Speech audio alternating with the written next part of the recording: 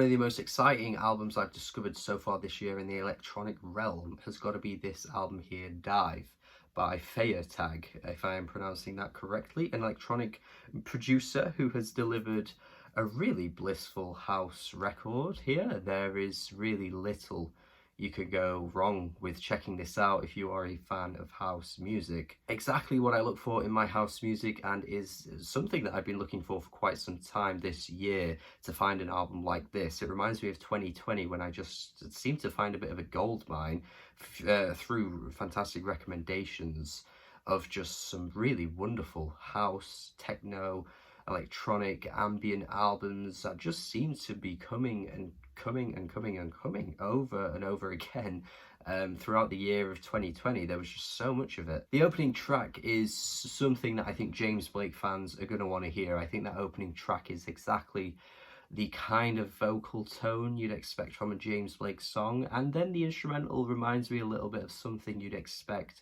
from his more recent EP, where he was doing the kind of electronic leaning stuff that went down really well, and I think kind of gave him a bit more of a rhythmic sound. I'm not entirely sure if he's going to properly stick to that going forward, but I'd like to see more of that, and this track kind of tickles your fancy if that's what you're looking for. And then if you're looking for more Nicholas Jar or Against All Logic music, you've got your track I Need You. This is exactly the kind of song you'd expect from either Nymphs by Nicholas Jar or any really of the two albums so far that Against All Logic has dropped, because I think any fans of those albums, which there are plenty out there who adore Against All Logic, god damn, you are gonna want to hear this song. Just a really lovely atmosphere to it as well.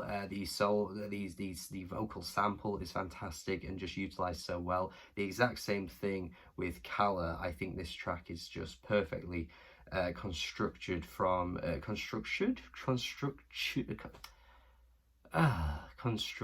Super rhythmic, super feel good, just an absolute tune, to be honest, as well as the next track as well, Vivid and Hazy. I know it's a really bland and non-descriptive description for a song, but when you hear these songs, you'll know exactly what I mean when I just say that they are absolute house tunes. The track How You Do It has a spoken word piece that it feels very classic to the house, like Chicago house genre, where you've got this guy speaking and kind of offering some wise words, I guess you could call them. I mean, if you're gonna sell pussy, you better fuck it good.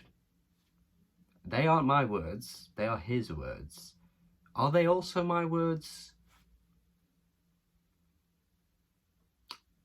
Up to you to decide. But no, it's a really bizarre track where it's basically him just listing off things that you should do well, but it's not necessarily what you do, it's how you do it. And as long as you're doing something well, it doesn't necessarily matter what you're doing. And he kind of just goes through the motions and talks through some random things on this track, but it's quite entertaining. It gives me a sort of Energy by Disclosure vibe, where you've got that kind of like, you know, uplifting voice kind of backing the track and just being the voice of reason and offering some words of wisdom, I guess you could call it, and also hype as well, that kind of hypeness that comes through, and the beat kind of drops as he stops talking. Yeah, I quite like the way this track is put together. It's a bit of fun. Nocturnality is absolute night drive music as well. This track just feels like you're speed running through you know, just a really lovely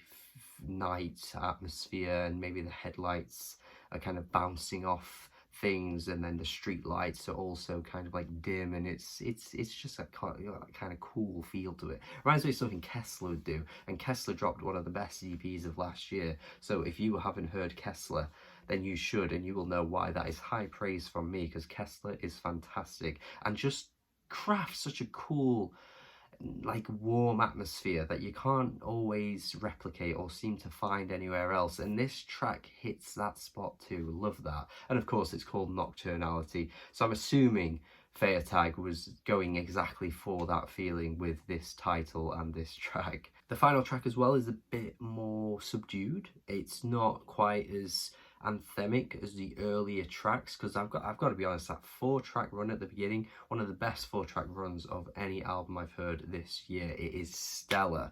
There are not many albums competing with that 4-track run, and I love a 4-track run. I extend it to 4 when the 3 isn't enough, and the track after that is fantastic, and I've got to go 4. Usually, you know, you go for a 3-peat, you go for that 3-track run, a 3-peat.